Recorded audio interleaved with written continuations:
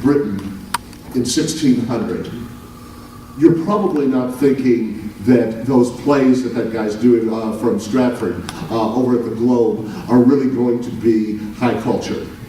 What you're probably thinking is that almost all the good stuff is still being written in Latin. Okay?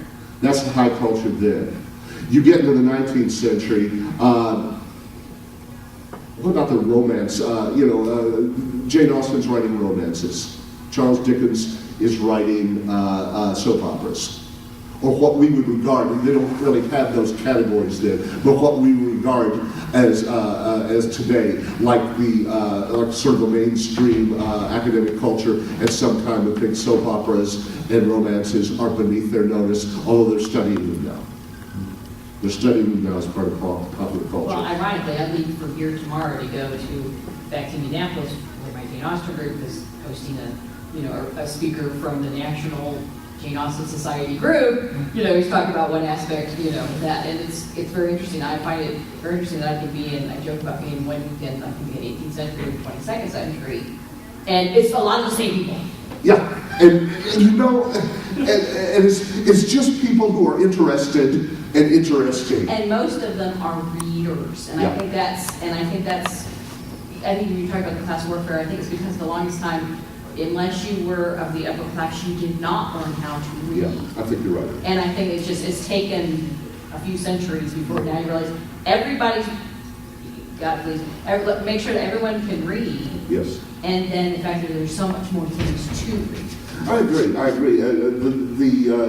Many more things to read has an up and down side, and this may be the place where I'm a little bit snooty, but there's such a wealth of bad stuff out there right now too. Yeah, but I've always been encouraged that I was always helpful that somebody read. Yeah. Readers, no matter you might track reading, but they're reading. They're way more interesting than those who don't. Yeah, because they're making pictures with their mind, they're Right. making connections with words, they're understanding narrative structure and those kinds of things, and I would agree with you on that. Sometimes I don't think Twilight is that much of a step up from what. No, and I can appreciate that. Right. There is still the bad stuff, but ironically, my oldest, when he was in 5th grade, and they got points for reading. And he was a child who was diagnosed early with a reading issue. Yeah. And was very cognizant of not letting anybody know that, and worked very, very hard to overcome it, and did not want don't tell my teachers. It's like, well, they're going to know. Yeah. You're going to get some concessions on a few things, but you're a math genius. You'll figure out the reading stuff. Yeah. But then that particular year, you got points for reading books and all this. All the kids that he was with, who quote unquote did not have a reading issue or a learning issue like he did, were reading Goosebumps, and he's reading The Hobbit. Yeah. So So it's like he's like he read more pages that semester than anybody else did. He says, and his teacher like he's reading the hard stuff. And he when you kind of double check his comprehension, he knows exactly what he's saying. Mm-hmm. So I just find it interesting that even early on, you have the ones that might need some of the track. Yeah, I mentioned in a previous panel that probably my first literary judgment had to do with the John Carter series. Yeah. Which at 10 and 11 I just loved. This was taking me away to this world where this guy was really like one of us, but he was on this low gravity world, so he could jump really high and all this cool stuff that I could always imagine kind of doing and stuff. So there were 12 of those books, and the first 11 Burroughs wrote.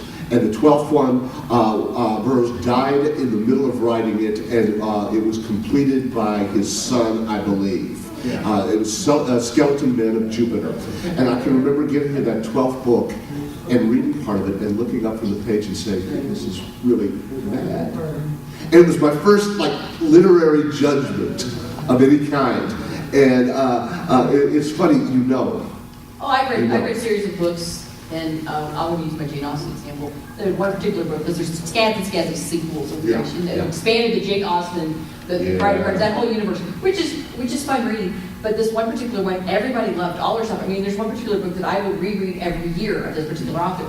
She mentioned, well, this is my last one of this series, and you read it, and I felt dirty after reading it because it was like so badly written. I'm not sure if it was truly the same person writing it. It was so bad. After, like I said, after 11 books, and you're reading this, and then I went to my group and I went, has anybody read this last one? And I went, Yeah, I said, please not say I wasn't the only one who thought this should be used as toilet paper. And they're like, oh, good, you're not the only one. Because it was like, you almost didn't want to admit, now you really, really liked her, but am I reading the same thing? And you don't want to be the one to say the trash it, especially if it was just you and you realize, oh no, everybody thought it was bad. You feel better because it's almost like you've been confirmed. It almost feels like a betrayal. Yeah, very much so. And I was, this sounds awful, but I read more about Skeleton Men of Jupiter. I was glad that Edgar Rice Burroughs was dead as the book was being completed. God, he never lived to see this, you know. Yeah. There's something ironic, going back over saying about the Pulitzer Prize thing. Commentary published some kind of poll that had been taken in the 30s by Wright.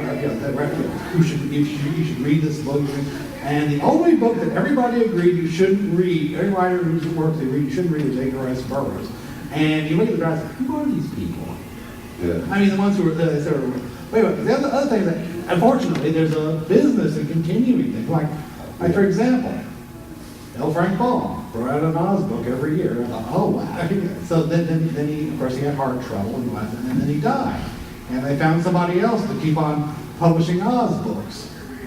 Well, that's a product of the same thing that made for the bad, overly rapid Verne translations. That kind of relentless publication industry of the 19th century and into the early 20th century. I think it's because more people let that read. So they had to feed the appetite. It was all for the dollar. Right. And that's why you got the Stratemeyer syndicate. Tom Swift and his incredible electric egg beater or something. I grew up reading like the original, Nancy Drew and Hardy Boys. I mean, all those serial type novels, serial type whatever is what, that just, but it just gave you something to read. It was just something, cheap. You could cheap, paper was cheap, printing was cheap. The technology, you got it out. That's why I treasure books and you'll never see a Kindle in my hand. So. I have mixed feelings about Kindle. I read a paper every morning, so there's no way I'm going to read my computer. I work with a computer all day. I don't want to have to do it for fun. I can't curl up by a fire with a Kindle. Yeah. That's kind of, This feels wrong. it does. Yeah. Talking about making you feel dirty. Exactly. I've been known to throw books too, so I It's like Jane Austen Kindle on the and broke lamppost with it. Yeah. fishnet stockings on, It's just, I've been known to read a book and get mad and throw it across the room. and you can't do that with a Kindle. No, I know. There's a break. You're like, oh, damn, I missed out $200. I can imagine Dorothy Parker said this Kindle should be thrown with great force. Delete. It just loses some of the impact. I would actually much rather have a Kindle in my hand, just simply because I think that a tree is something terrifyingly bad to cut down if it continued on. Yeah, I could understand that too. But anyway, you heard about that Jane Austen. I was reading a book about there was a guy named Mark Hoffman in Utah who was like a master forger. He did a lot of stuff with Mormon, Latter-day Saints history documents. Yeah. But he did other things too. And I remember I was trying to discuss how this guy found this unpublished Emily Dickinson book poem that he bought for thousands of dollars turned out to have been produced by this Mark Hoffman guy. Mm-hmm. And in the middle of it, they described the Emily Dickinson literary community. They hold a summit conference every year. Women dress up like Emily Dickinson and read her poetry. They sell gingerbread to Emily Dickinson's. And do the same thing with Star Trek, which is the interesting thing about that cultural divide. Anyway, the point is, I felt like these people with those sides, and these sci-fi creeps ought to put that aside and start reading really good literature, and then realize they're doing the same thing. They're into their source, you might say. But it's it's as I said, there's a movement toward some interesting study of popular culture which acknowledges its worth. But I can tell you one thing, there's no bigger geek show than an academic convention. Oh, exactly. They would poo-poo us. Nothing. And it was like, wait a minute, it's just us only with fun, we just wear fun clothes. Yeah. And can't even find a door, but so. Trust me, my real life in insurance, I just, it's insurance con, and everybody laughs. Like, okay, we got vendor booths, we have breakout seminars, we have badge fit, the little gimmicks. Okay, tell me where there's a difference. All of this is the subject matter. It's the same philosophy. You guys. Do you have a masquerade? Well, yeah, you can. It's Yeah, usually suits. Yeah, it is, and usually, It's a masquerade. and they're, you know, they have, and their masquerade to certain people will be like their guest speakers and, you know, the opening programs and the big, you know, the big, yeah, it's almost the same, it's the same, you know. They're not nearly as much fun enough. My boss, the company that I work for, I was in meetings yesterday, and my president of my company comes in, he's all suited up, and I'm sitting next to him at this end of 3 days planning meeting, which was just horrid for me, because I'm not selling things. It's like, I'm just going to make money for you if you sit in this stupid meeting. And I had jeans and my soft kitty t-shirt from Big Bang on, and he's next to me in the meeting, big boardroom, everything was down to me, and I'm the only one that's casually dressed on casual Friday, and he looks at me and says, "You going to one of your conventions again?" I said, "Yeah, I'm leaving at 3. Can you hurry up, you know? Can you do your aspect of this, because I really want to get out of here." And he's like, "Okay." And everybody else is just shocked that I would be like that with him. But Do he your understands. panel and let me go do mine. Yeah, you know, exactly. You know, when it wear red day, I wear a Flash t-shirt for Women's Health. I'm wearing my Flash shirt. So, you know, same thing, just you guys don't have more That'll even get fun the with day it. done earlier, too. That's right. Yeah. You don't have much fun. Have more fun with it. But the problem you can't vibrate through the atoms of Speaking of the tumor. high culture and acceptance, with the comic books and graphic novels gaining more acceptance due to like movies and stuff being produced about them, Right. do you think that that's going to start the academics will start looking back at that as a medium that, you know, much like they're doing science fiction now? Yes, and I'll tell you why. I teach a class, at least in my circle, I teach a class at the University of Louisville, which is interdisciplinary studies. And I've had, in this class, each term the student picks a project that crosses artistic media. Okay, and does a study that is, you know, that maybe has to do with, say, music and poetry, or painting and sculpture or something. In the last 3 years, I've had 4 projects on graphic novels. And it's fascinating because in and of itself, like something like opera, it's interdisciplinary. It's a combination of art and storytelling. It's something that students really respond to. And if the academics are smart, they're going to, and they are, they're going to try to encourage a community, excuse me, that enables critical thinking on that as well. I mean, Will Eisner pointed out that this is a medium that's been carried on for centuries. It's just that, yeah, there's lots of obscurity and, you know, given to, you know, the cartoon form and the, you know, relegated to children's books for a long time. Cave walls in France, I mean, you know, what basically is it? It's pictures telling stories. Exactly. Well, I'm with you on that. I'm 100% with you. I don't find that I'm too schooled in it yet, but I'm learning because students are very interested in it, and I've talked to them about things like that occur to me, like the composition of a page rather than necessarily panels. You should check out Scott McCloud's books, Yeah. Reinventing Comics or Understanding Comics. Which is one of the principal sources that Victoria Spencer, one of my students who did a project, was using. Yeah, they're Thank excellent you. reads, especially Mhm. when it comes to the diversity of the art versus the words on the page and like how the impact of both, you know, it really strengthens The quotes that she used from that were really astute too. I mean, talking about the mixture of the media. Yeah, I mean, we pulled a lot from the work that Will Eisner did prior to that. Mhm. You know, thereby gaining, you know, the momentum and actually, you know, taking parts of it and examining them, you know, further down. Yeah. And the 3 books that he wrote, you know, the Understanding of Writing and Reinventing Comics really do, you know, give you, it's such an insight into, you know, the play between the 2 pieces and how it, you know, how it crafts a story that is unique and yet, you know, can be translated and understood by most people, you know.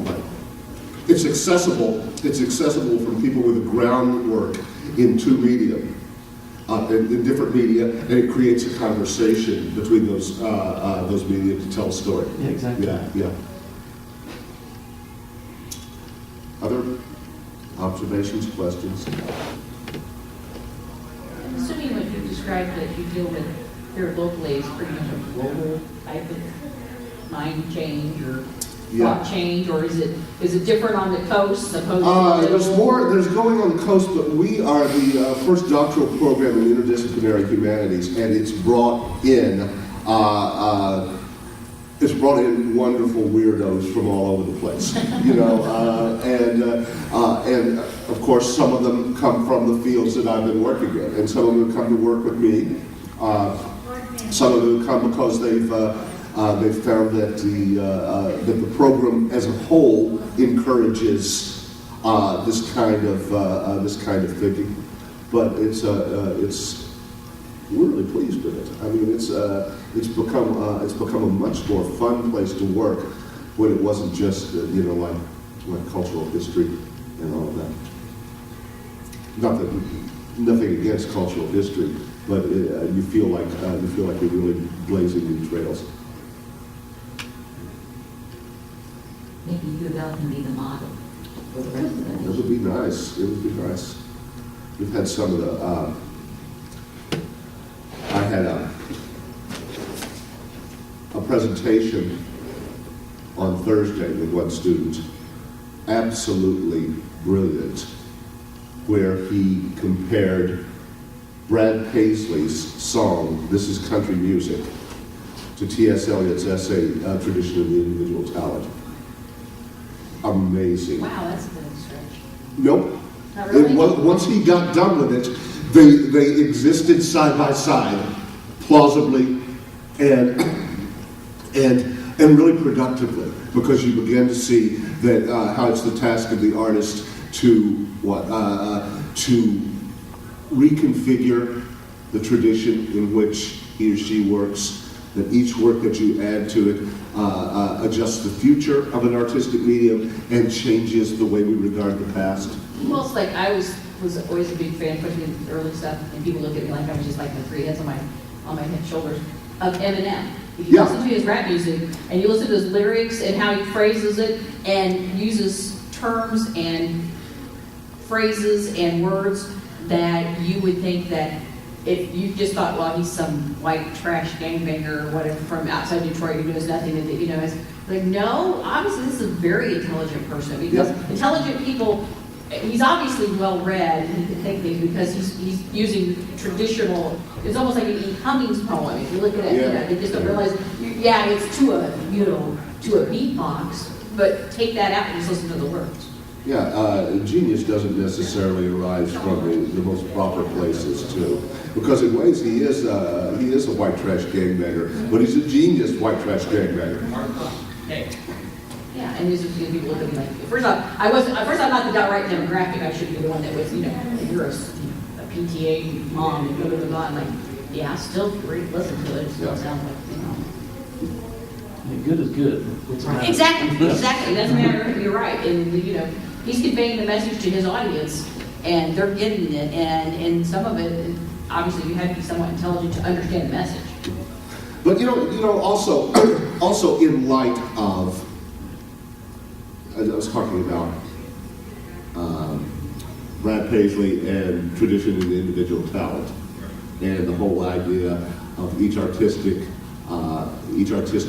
gesture redefining the past as well as redefining the present.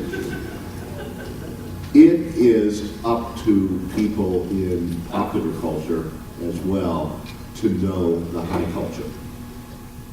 This conversation goes both ways. And although I understand when somebody tells me I only read science fiction and fantasy, I understand that it makes me nervous, because I think that there's so much else out there that you could read, that you could bring to bear on your principal passion and your principal love, and that maybe if you're a creator, you could send it in directions that it hasn't been before, or if you are a critical scholar, you can apply a perspective upon a body of work that it hasn't been engaged with before. Does that make sense? Well, one of the first fantasy writers in some philosophies could be considered the Bible. Yeah. I mean, you get a whole big discussion on that, but there are some of that Shakespeare, a lot of fantasy Yeah. there. You know, it's almost like, well, no, that's like sacred. No, he was writing stories for his audience, and Lucian the Samosata.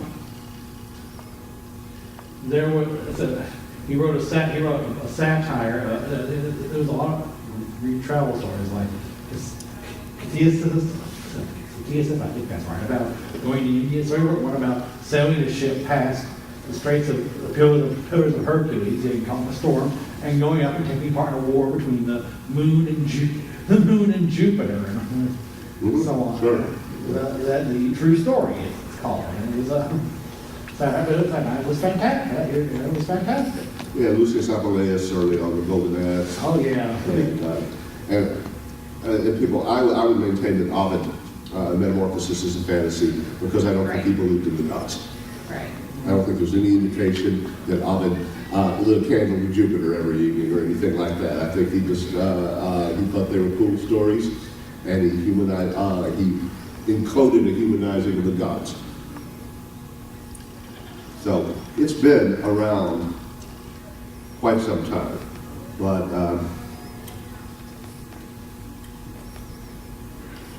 but only recently, I think, has the Academy expanded to see it as possibly part of high culture. Lovecraft has his own volume in Library of America now. Philip K. Dick has volumes in Library of America.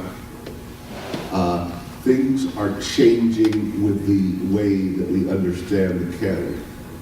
And we're beginning to see that these innovative writers are as much a part of the American tradition as Henry James or William Faulkner.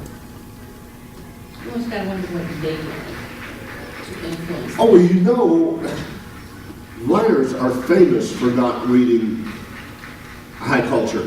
Exactly. Yeah, I mean, I never have confined myself to high culture. I like reading. I like reading the sort of canonical works, but I like, I still like Burroughs and stuff like that. I still go back to Peter Straub, who I think is one hell of a good writer, and I think that a lot of writers find themselves reading really eclectically. Things that are high culture, things that have not traditionally been regarded as high culture. Yeah. Do you find yourself with a lot of engineering students in your classes? A few. It just with like you mentioned with Dick and like Heinlein and a lot of the other science fiction, the ones that use a lot of hard science in their writing. There's a lot of predictive nature to what they had. So maybe you're starting to see some engineers and those types of thinkers looking at science fiction as for ideas and mining for the future. Yeah, the problem. I love engineering students because they're smart and they put things together in interesting ways. But the problem is that they sometimes think that the humanities are soft and basically for people who can't do something else. And which sometimes I look at what I've done and I think that maybe they're right. But I also think that there's something about the deepening of experience that the humanities bring that they aren't considering, because one, the engineering career is so channeled into moving into a profession. It's specialized on the undergraduate level, unlike a lot of things in arts and sciences are, and also they're young. They're not, they're 18, 19, 20. They don't necessarily, they think that their life is mapped out from one career goal to another, and it's not going to be that way. It's not going to be the kind of thing that they're going to reflect back on and see and say, I've enjoyed this ride. Do you think that could be an interesting class, maybe, offering the specialization? Probably could. I probably wouldn't be the one to teach it because I don't have the science, but I know some people who do. But that would be really it'd be also an interesting team taught class. to get a Wow. to get a physicist. I want to take that class. Yeah, to get a physicist and a novelist together, or something along those lines. We teach. That's a really interesting idea. We've had people teaching. One of the humanities professors teaching at the med school in terms of medical ethics. You got a philosopher and a physician teaching together. It's the kind of thing that our program does encourage, that conversation between different walks of intellectual activity, and that's a good idea. You can use it. Thank you. I'll footnote you. I mean, I heard Ira Flato was interviewing a physics professor that utilized superheroes and give them the God exception so that they could perform their task, and then he would explain what physics would require to do such a thing. Yeah. And so like that, and that's just a way to bring popular culture into the physics lab, so that you Was that Michio Kaku? no, it was I don't remember. Was that? That not his specific, but Mickey Okaku does do stuff like that. Yeah. There's something on the show where he does that, where he'll take science fiction concepts and take his science and apply it to that science fiction fantastical concept. Say, how can we make this happen? Fascinating stuff. Amazing. I love it. He's great at communicating stuff in Yeah. an easy way for people to Like understand. one of the smartest guys in the universe that's not in the wheelchair. It's hard to take quantum physics Yeah. and make it translatable to the average human being, but he manages to do it for everyone. It's okay, he still can't figure out women, so. So I can- Where do you ask me? I still can't figure out. That's what the humanities are for. Yes. So you can talk to them even if you don't figure it out. Okay. Anything else? Just if I'm going to leave you with one thing, okay, that this is a two-way street. That I'm still inside the academy. I see changes taking place. If you had asked me 15 years ago what I thought the relationship between the academy and fantasy literature was, I would have been much more discouraged and discouraging. But I think things have changed largely for the better.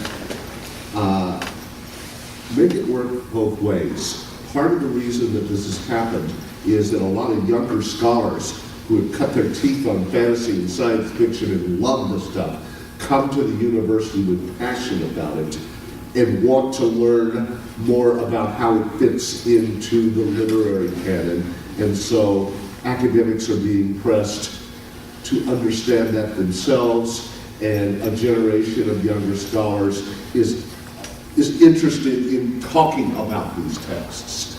So make it work both ways. It's this younger generation's job also to cultivate a critical audience.